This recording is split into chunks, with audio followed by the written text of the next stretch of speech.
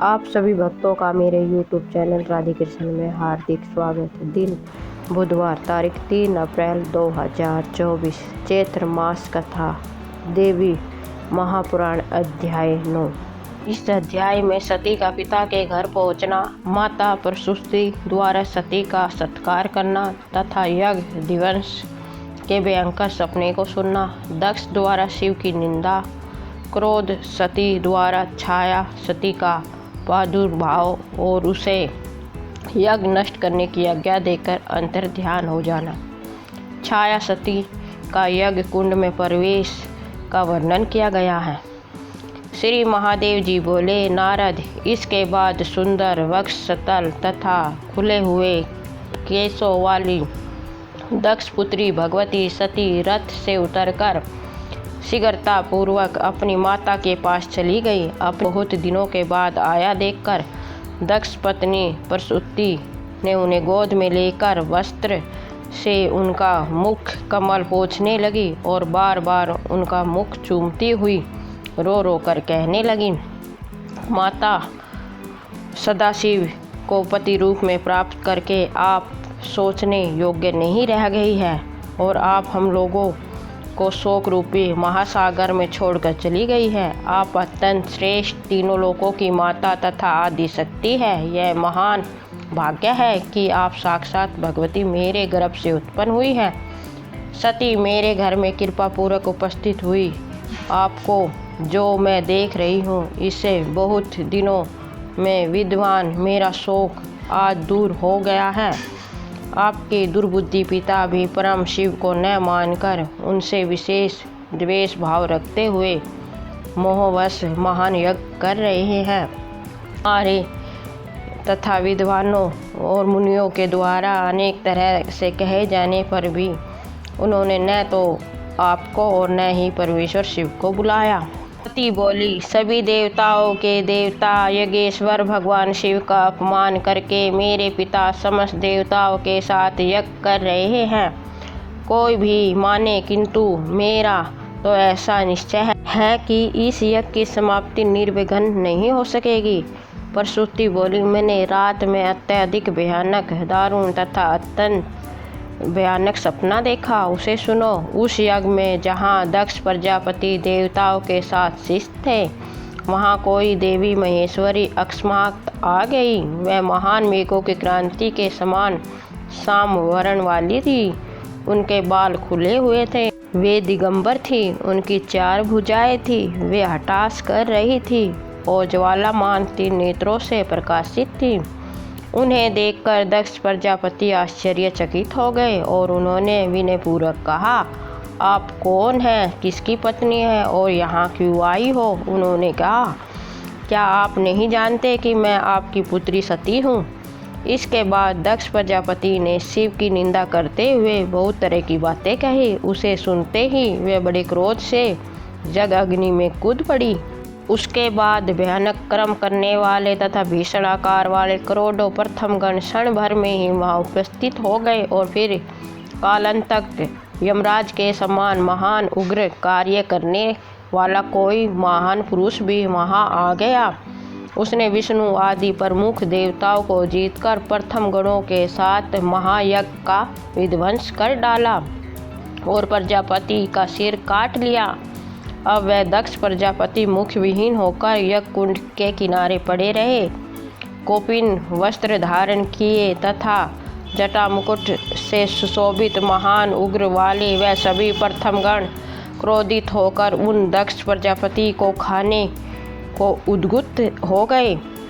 अपने समस्त अंगों में भस्म लपेटे तथा हाथों में शूल, पाश और खड्ग धारण किए हुए वह उनका रक्त पी रहे थे और हंस रहे थे। तब दक्ष के सभी नगरवासी ऐसा देखकर व्याकुल हो उठे और रोते हुए हाहाकार करने लगे।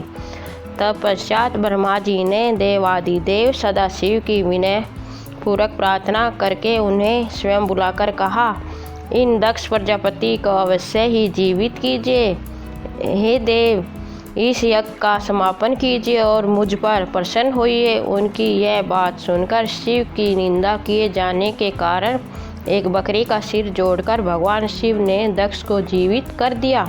रात के थोड़ा शेष रहने पर मैंने इस प्रकार का सपना देखा था और आज वही श्याम वर्ण वाली तुम मेरे बगल में आई हुई हो। मैंने जैसा सपने में देखा तुम वैसी ही दिखाई पड़ रही हो और दक्ष प्रजापति के विषय में जैसा देखा वही होने वाला है, क्योंकि जिस देवी को मैंने सपने में देखा था तुम ही वैसी दिख रही हो।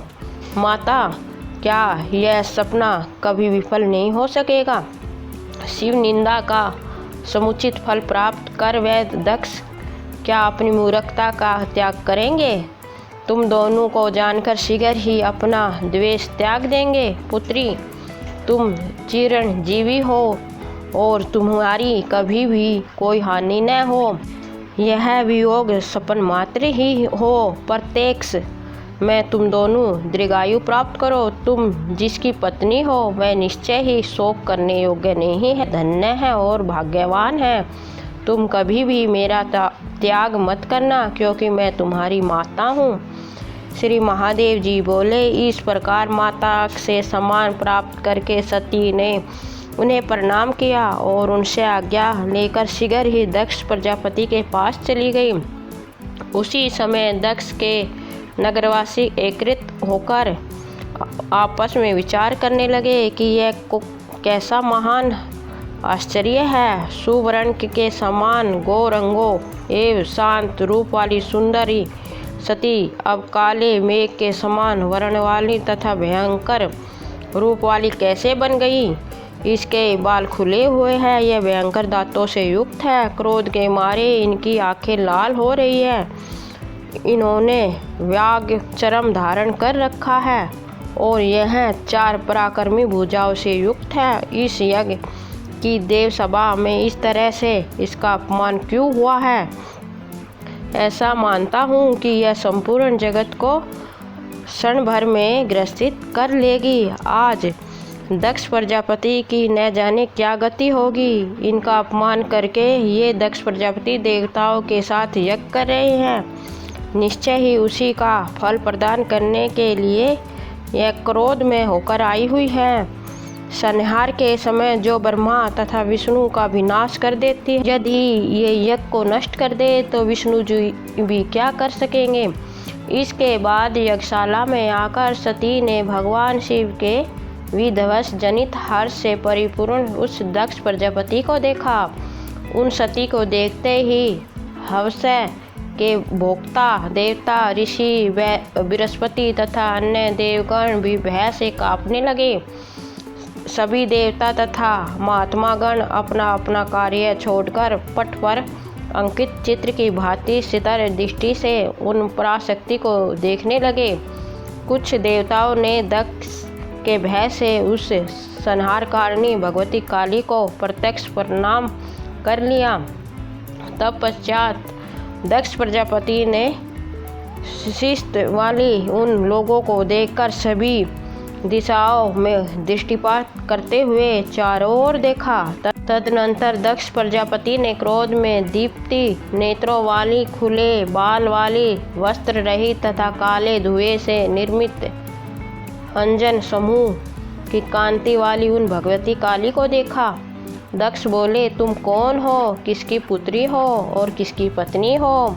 इस तरह निर्लज होकर यहाँ क्यों आई हो? तुम तो सती की तरह दिखाई पड़ रही हो। पुत्री, क्या तुम मेरी पुत्री सती ही हो और शिव के घर से यहाँ आई हो?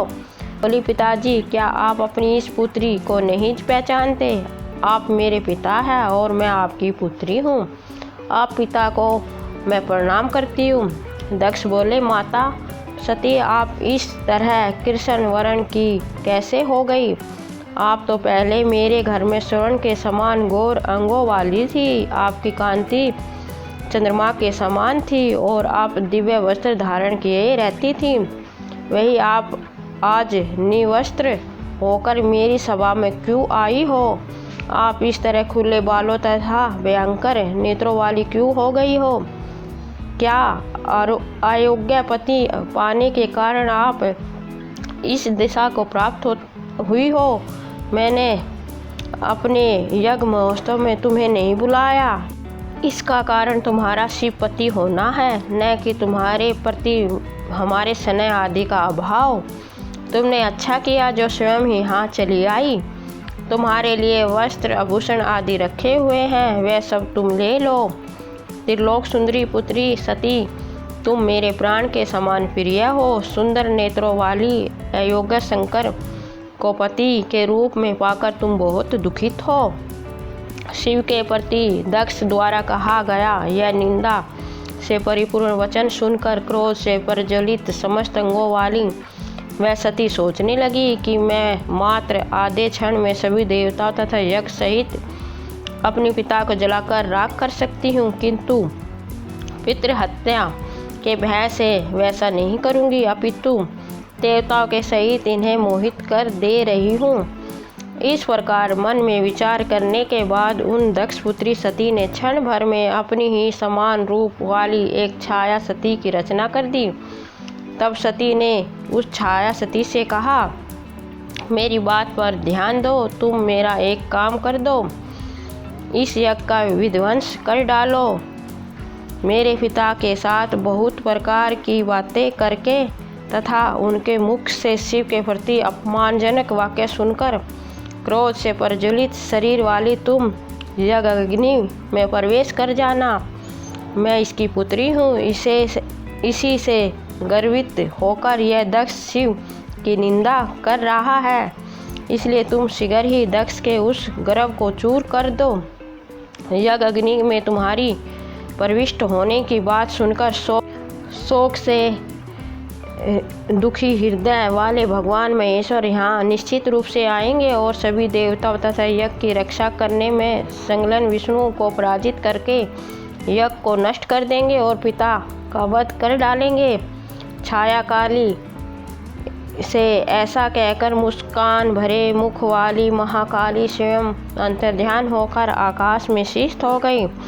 मुनि श्रेष्ठ उस समय बेरी मृदंग और तुरहाई आदि बाजे बजने लगे, महोत्सव होने लगे और भारी पुष्प वर्षा होने लगी।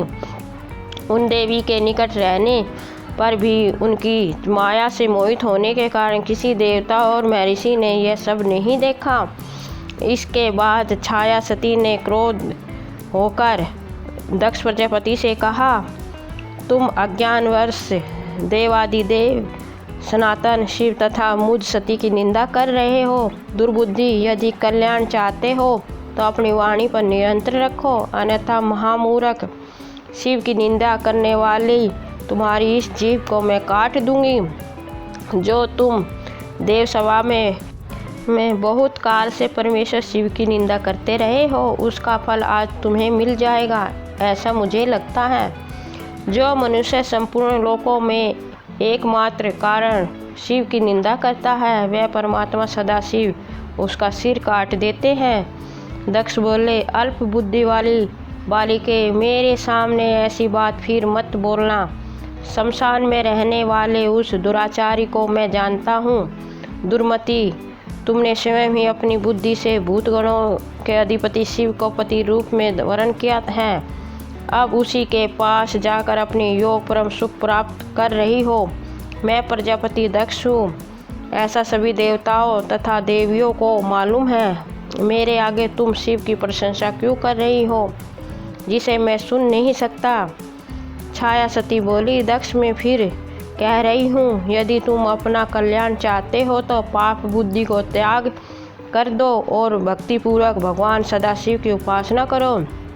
यदि तुम अज्ञानवश परमात्मा शिव की निंदा करोगे तो वह शंभु निश्चित रूप से यज्ञ सहित तुम्हें नष्ट कर डालेंगे।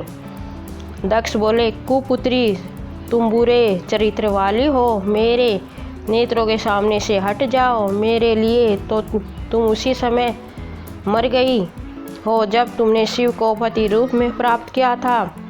तुम मुझे बार बार अपने पति रुद्र की याद क्यों दिला रही हो, जिससे कि मेरे अंदर शिष्ट क्रोध अग्नि भूसी की आग की तरह बढ़ती जा रही है।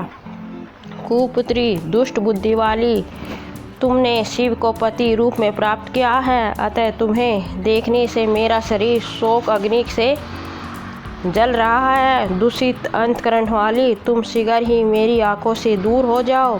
मेरे समक्ष अपने पति का गुणगान मत करो। श्री महादेव जी बोले, नारद, दक्ष के ऐसा कहने पर उन भगवती छाया काली ने क्रोधित होकर भयंकर रूप धारण कर लिया। उसके ज्वालामान तीनों नेत्र अत्यंत प्रकाशित थे। उनका मस्तक नक्षत्र लोक पहुँच गया। उनका मुख फैला हुआ था। पैरों तक लटकने वाले खुले हुए केश पास से वे शोभित हो रही थी। वह मध्य कालीन हजारों सूर्य की कांति के समान थी और प्रलय काल के बादलों के समान प्रतीत हो रही थी। तब पश्चात क्रोध से दीप्त अंगों वाली उन महेश्वरी ने बार बार हताश करके गंभीर वाणी में दक्ष से कहा, मैं केवल आपकी आंखों से ही दूर नहीं जाऊंगी, अपितु आपसे उत्पन्न हुए इस शरीर को भी भस्म कर डालूंगी। इस प्रकार क्रोध से दीप नेत्रों वाली छाया सती सभी देवताओं को देखते देखते यज्ञ अग्नि में प्रवेश कर गई। उसके बाद पृथ्वी हिलने लगी, महाप्रचंड वायु बहने लगी, सूर्य को भेद कर बड़े बड़े उल्कापिंड पृथ्वी तल पर गिरने लगे। सभी दिशाएं विशुभ हो उठी, मेघ रक्त बरसाने लगे, समस्त देवतागण विकृत वर्ण वाले हो गए। यज्ञ कुंड की अग्नि बुझ गई। शियार तथा कुत्ते यज्ञ मंडप में रखी हवनीय सामग्री खाने लगे। इस प्रकार यह यज्ञ मंडप मात्र आधे ही क्षण में शमशान के रूप में परिवर्तित हो गया। इससे दक्ष प्रजापति का मुखमंडल मलिन हो गया और वह बार बार गहरी सांसें छोड़ने लगे। इसके बाद ब्राह्मणों ने किसी तरह फिर से यज्ञ आरंभ किया। मुने भगवान शिव के भय से देवता अत्यंत घबराए हुए थे। सभी देवता तथा महर्षिगण आपस में कहने लगे कि यह अमंगलकारी बात क्षण भर में ही दूर तक फैल जाएगी और शिव जी आज ही सती के देह त्याग का समाचार सुन लेंगे। जगत का संहार करने वाले महाराज शंभु क्रोध होकर न जाने किसका क्या कर डालेंगे, अथवा हो सकता है कि वह सृष्टि को का ही नाश कर दे। इसके बाद मुनिश्रेष्ठ महर्षि नारद सभा के बीच में से चुपचाप उठकर शीघ्रतापूर्वक कैलाश की ओर चल दिए। इस प्रकार श्री महाभागवत महापुराण के अंतर्गत श्री महादेव नारद संवाद में छाया सत्य अग्नि प्रवेश नामक 9वां अध्याय पूर्ण हुआ। बोलो जय माता दी, जय शिव शंकर भोलेनाथ, जय शेरा वाली माता। आपको मेरा वीडियो कैसा लगा कमेंट बॉक्स में अवश्य बताएं। मेरे वीडियो को लाइक शेयर और चैनल को सब्सक्राइब करें। धन्यवाद। जय माता दी।